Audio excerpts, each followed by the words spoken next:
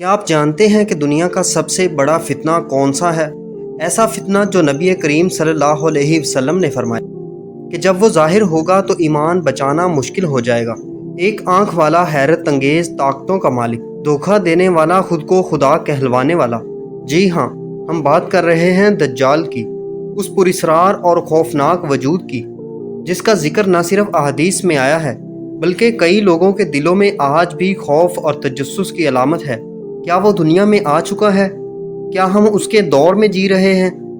اور سب سے اہم سوال، ہم اس کے فتنے سے کیسے بچ سکتے ہیں؟ آج کی ویڈیو میں ہم دجال کے بارے میں وہ تمام حیران کن انکشافات کریں گے جو آپ نے پہلے نہ کبھی سنے ہوں گے، تو ویڈیو کو آخر تک ضرور دیکھیے گا کیونکہ حقیقت آپ کی سوچ سے کہیں زیادہ قریب ہے۔ ناظرین، دجال قوم یہود سے ہوگا۔ ہر نبی نے اس کے فتنہ سے اپنی امتوں کو ڈرایا ہے، مگر حضرت محمد صلی اللہ علیہ وسلم نے اس کے فتنہ کو انتہائی وضاحت سے بیان فرمانے کے ساتھ ساتھ بہت سی نشانیاں اور اس سے بچاؤ کے طریقے اپنی امت کو سمجھا دیے ہیں۔ احادیث نبویہ میں دجال کا کوئی اصلی نام نہیں آیا۔ اسلامی اصطلاح میں اس کا لقب دجال ہے اور یہ لفظ اس کی پہچان اور علامت بن گیا ہے۔ اس کا فتنہ بہت سخت ہوگا، چنانچہ رسول پاک صلی اللہ علیہ وسلم نے فرمایا، آدم کی تخلیق سے لے کر قیامت قائم ہونے تک کوئی بھی فتنہ دجال کے فتنہ سے بڑھ کر نہیں ہے۔ ناظرین، دجل کا معنی ہے ڈھانپ لینا، لپیٹ لینا۔ دجال اس لیے کہا گیا کیونکہ اس نے حق کو باطل سے ڈھانپ دیا ہے، یا اس لیے کہ اس نے اپنے جھوٹ، ملمہ سازی اور فریب کاری کے ذریعے اپنے کفر کو لوگوں سے چھپا لیا ہے۔ ایک قول یہ ہے کہ وہ اپنی فوجوں سے زمین کو ڈھانپ لے گا، اس لیے اسے دجال کہا گیا ہے۔ اس لقب میں اس بات کی طرف اشارہ ہے کہ دجال اکبر بہت بڑے فتنوں والا ہے۔ وہ ان فتنوں کے ذریعے اپنے کفر کو ملمہ سازی کے ساتھ پیش کرے گا اور اللہ کے بندوں کو شکوک و شبہات میں ڈال دے گا۔ نیز یہ کہ اس کا فتنہ عالمی فتنہ ہوگا۔ دجال عربی زبان میں جیل ساز، ملمہ ساز اور فریب کار کو بھی کہتے ہیں۔ دجال کا یہ نام اس لیے رکھا گیا کہ جھوٹ اور فریب اس کی شخصیت کا نمایاں ترین وصف ہے۔ اس کے ہر فعل پر دھوکہ دہی اور غلط بیانی کا سایہ ہوگا۔ کوئی چیز، کوئی عمل، کوئی قول اس شیطانی عادت کے اثرات سے خالی نہ ہوگا۔ دنیا میں موجود تین بڑے آسمانی مذاہب، اسلام، یہودیت، مسیحیت کے ماننے والے جو دنیا کی غالب اکثریت بھی ہیں، ایک ہستی کا انتظار کر رہے ہیں جو آخری زمانہ میں ظاہر ہوگی اور انسانیت کے لیے نجات دہندہ اور مسیحا ثابت ہوگی۔ ہر آسمانی دین میں اس مسیح موعود کا وعدہ کیا گیا ہے۔ رسول کریم صلی اللہ علیہ وسلم نے فرمایا، جس نے دجال کے وجود اور خروج کو جھٹلایا وہ کافر ہے، اور جس نے مہدی کو جھٹلایا وہ کافر ہے۔ دجال کو احادیث میں مسیح الدجال بھی کہا گیا ہے۔ دجال اکبر کا نام مسیح کیوں رکھا گیا؟ بہت سے اقوال میں سے سب سے زیادہ واضح قول یہ ہے، دجال کو مسیح کہنے کی وجہ یہ ہے کہ اس کی ایک آنکھ اور آبرو نہیں ہے۔ بے شک دجال بالکل بند آنکھ والا ہوگا، اس پر ایک موٹی پھلی ہوگی۔ ناظرین، دجال کے جھوٹے ہونے کی علامات کچھ یوں ہیں۔ وہ آنکھوں سے نظر آ رہا ہوگا حالانکہ تم اپنے رب کو مرنے سے پہلے نہیں دیکھ سکتے۔ وہ کانا ہوگا حالانکہ تمہارا رب کانا نہیں ہوگا۔ اس کی دونوں آنکھوں کے درمیان کافر جو ہر مومن پڑھ لے گا، خواہ وہ لکھنا پڑھنا جانتا ہو یا نہ جانتا ہو۔ رسول مقبول صلی اللہ علیہ وسلم نے خواب میں دیکھا کہ وہ خانہ کعبہ کا طواف کر رہے ہیں کہ اس دوران انہیں دجال دکھایا گیا۔ آپ نے فرمایا، وہ بھاری بھرکم جسم، سرخ رنگت، گھنگریالے بال اور ایک آنکھ سے نابینا ہے۔ اس کی آنکھ لٹکے ہوئے انگور کے دانے جیسی ہے۔ ناظرین، احادیث کی روشنی میں کسی خاص جگہ کو دجال کے ظہور کے لیے مختص نہیں کیا گیا، جیسے ماہ رمضان کی شب قدر کی رات کا خاص تعین نہیں کیا گیا۔ البتہ احادیث کی روشنی میں 4 مقامات میں بظاہر تضاد معلوم ہونے کی صورت میں اس کی تطبیق کتاب تحفۃ العلمائی میں یوں بیان کی گئی ہے کہ دجال کا خروج سب سے پہلے شام اور عراق کے درمیان کی گھاٹی سے ہوگا، مگر اس وقت اس کی شہرت نہ ہوگی۔ اس کے اعوان و انصار، مددگار یہودیہ گاؤں میں اس کے منتظر ہوں گے۔ وہ وہاں جائے گا اور ان کو ساتھ لے کر پہلا پڑاؤ خضو کرمان میں کرے گا، پھر مسلمانوں کے خلاف اس کا خروج خراسان سے ہوگا۔ دجال اپنے ظہور کے بعد ہر طرف فتنہ و فساد برپا کرے گا۔ اس کے برپا کردہ فساد کی شدت کا اندازہ حدیث کی روشنی میں واضح ہوتا ہے۔ پس مسلمان شام کے جبل دخان کی طرف بھاگ جائیں گے اور دجال وہاں آ کر ان کا محاصرہ کر لے گا۔ یہ محاصرہ بہت سخت ہوگا اور ان کو بہت سخت مشقت میں ڈال دے گا۔ پھر فجر کے وقت عیسیٰ ابن مریم نازل ہوں گے۔ وہ مسلمانوں سے کہیں گے اس خبیث کذاب کی طرف نکلنے سے تمہارے لیے کیا چیز مانے ہے؟ مسلمان کہیں گے کہ یہ شخص جن ہے، لہذا اس کا مقابلہ مشکل ہے۔ مسمرزم وغیرہ کو دیکھ کر شاید بعض مسلمانوں کو اس کے جن ہونے کا گمان ہو، یا ممکن ہے کہ مسلمان یہ بات بطور تشبیہ کے کہیں کہ اس کی حرکتیں اور ایذا رسانیاں جنات کی طرح انہیں لگیں۔ دجال اپنے آپ کو سب سے پہلے نبی کہے گا، پھر خدائی کا دعویٰ کرے گا۔ اپنے پیدا کردہ زبردست شکوک و شبہات میں انسانیت کو پھانستا چلا جائے گا، پھر اپنے آپ کو دجال نہیں بلکہ خدا کہے گا۔ نبی اکرم صلی اللہ علیہ وسلم نے فرمایا، جو دجال کی خبر سن لے وہ اس سے دور رہے۔ اللہ کی قسم، آدمی اپنے آپ کو مومن سمجھ کر اس کے پاس آئے گا اور پھر اس سے پیدا کردہ شبہات میں اس کی پیروی کرے گا۔ دجال اکیلا نہیں ہوگا بلکہ اس کے ساتھ اس کے ساتھی بھی ہوں گے، یعنی یہ ایک عالمگیر فتنہ ہوگا۔ نبی اکرم صلی اللہ علیہ وسلم کا ارشاد ہے کہ دجال کے پیروکاروں کی اکثریت یہودی اور عورتیں ہوں گی۔ دجال کے ساتھ اصفہان کے 70,000 یہودی ہوں گے جو ایرانی چادریں اوڑھے ہوں گے۔ یہود کے ہاں اس مسیح کو آل داؤد میں سے مانا جاتا ہے۔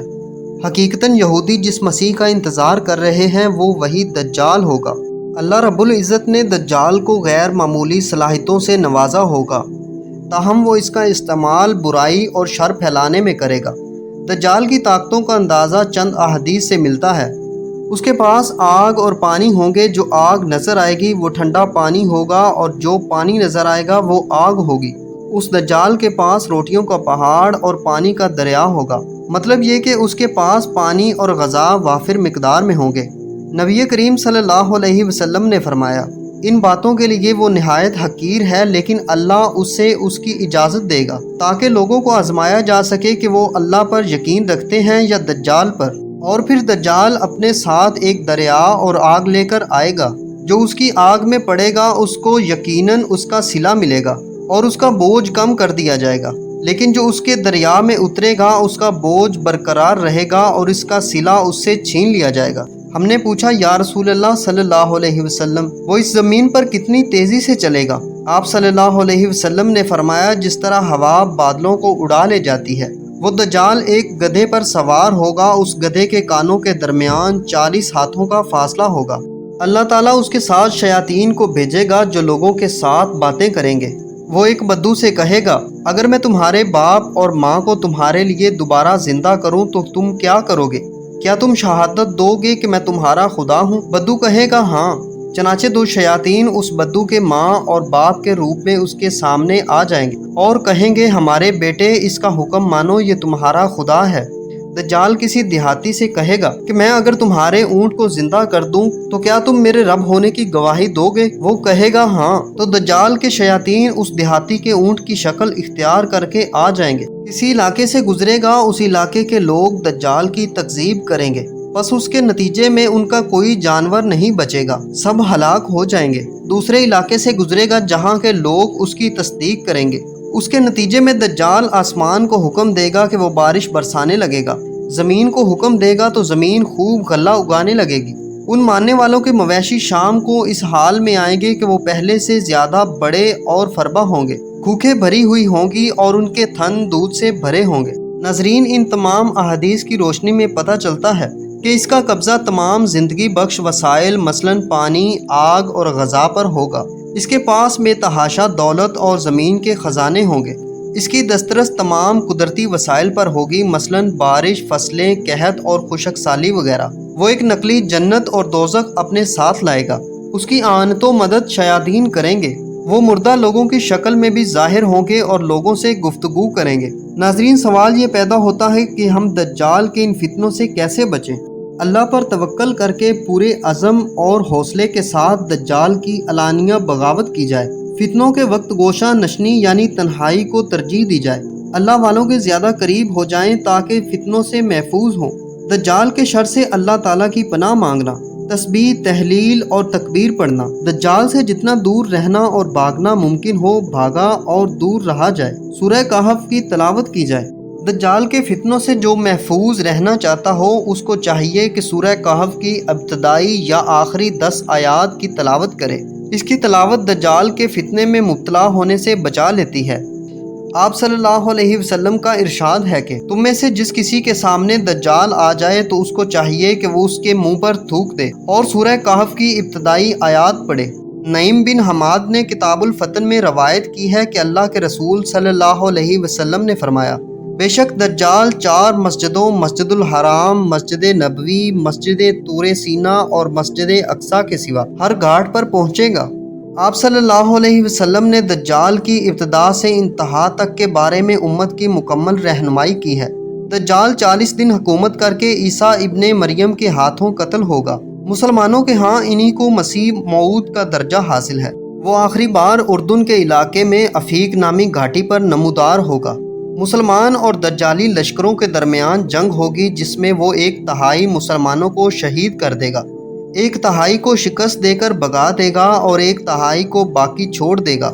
رات ہو جائے گی تو بعض مومنین بعض سے کہیں گے کہ تمہیں اپنے رب کی خوشنودی کے لیے اپنے شہید بھائیوں سے جا ملنے، شہید ہو جانے میں اب کس چیز کا انتظار ہے؟ جس کے پاس کھانے کی کوئی چیز زائد ہو وہ اپنے مسلمان بھائی کو دے دے۔ تم فجر ہوتے ہی عام معمول کی بنسبت جلدی نماز پڑھ لینا، پھر دشمن سے جنگ پر روانہ ہو جانا۔ بس جب یہ لوگ نماز کے لیے اٹھیں گے تو عیسیٰ علیہ السلام ان کے سامنے نازل ہوں گے اور نماز ان کے ساتھ پڑھیں گے۔ نماز سے فارغ ہو کر وہ ہاتھ سے اشارہ کرتے ہوئے فرمائیں گے، میرے اور دشمن خدا دجال کے درمیان سے ہٹ جاؤ تاکہ مجھے دیکھ لے۔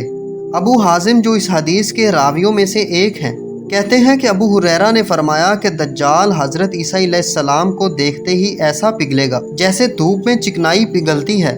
نبی اکرم صلی اللہ علیہ وسلم نے دجال کے خاتمے کو واضح طور پر بیان کیا ہے کہ عیسیٰ ابن مریم نازل ہوں گے، پس لوگوں کی ٹانگوں اور آنکھوں کے درمیان سے تاریکی ہٹ جائے گی، یعنی اتنی روشنی ہو جائے گی کہ لوگ ٹانگوں تک دیکھ سکیں گے۔ اس وقت عیسیٰ علیہ السلام کے جسم پر ایک ذرہ ہوگی، پس لوگ ان سے پوچھیں گے کہ آپ کون ہیں؟ وہ فرمائیں گے، میں عیسیٰ ابن مریم اللہ کا بندہ اور رسول ہوں اور اس کی پیدا کردہ جان اور اس کا کلمہ ہوں، یعنی باپ کے بغیر محض اس کے کلمہ کن سے پیدا ہوا ہوں۔ تم 3 صورتوں میں سے ایک کو اختیار کر لو، اللہ دجال اور اس کی فوجوں پر بڑا عذاب آسمان سے نازل کر دے، ان کو زمین میں دھنسا دے، ان کے اوپر تمہارے اسلحہ کو مسلط کر دے اور ان کے ہتھیاروں کو تم سے روک دے۔ مسلمان کہیں گے، اے اللہ کے رسول، یہ آخری صورت ہمارے لیے اور ہمارے قلوب کے لیے زیادہ طمانینت کا باعث ہے۔ چنانچہ اس روز تم بہت کھانے پینے والے اور ڈیل ڈول والے یہودی کو بھی دیکھو گے کہ ہیبت کی وجہ سے اس کا ہاتھ تلوار نہ اٹھا سکے گا۔ بس مسلمان پہاڑ سے اتر کر ان کے اوپر مسلط ہو جائیں گے اور دجال جب عیسیٰ ابن مریم کو دیکھے گا حتیٰ کہ عیسیٰ علیہ السلام اسے جا لیں گے اور قتل کر دیں گے۔ اللہ تعالیٰ اپنی قدرت کاملہ سے دجال اور اس کے لشکر پر مسلمانوں کو مسلط کر دے گا، چنانچہ وہ ان سب کو قتل کر دیں گے، حتیٰ کہ شجر و حجر بھی پکاریں گے کہ اے مسلمان، یہ یہودی ہے، اسے قتل کر دے۔ غرض اللہ تعالیٰ ان سب کو فنا کر دے گا اور مسلمان فتح یاب ہوں گے۔ پس مسلمان صلیب کو توڑ دیں گے، خنزیر کو قتل کر دیں گے اور جزیہ بند کر دیں گے۔ دجال صرف ایک شخص نہیں، وہ سوچ ہے، وہ نظام